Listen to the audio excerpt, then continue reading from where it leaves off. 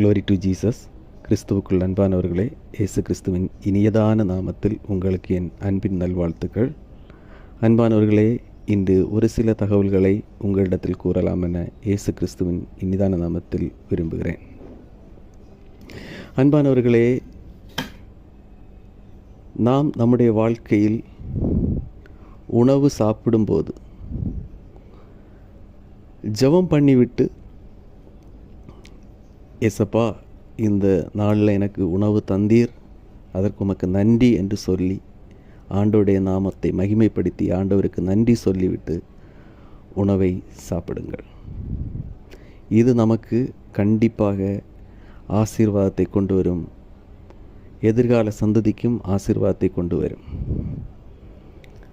அதேபோல் நாம் எந்த விதத்திலும் உணவு சாப்பிடும்போது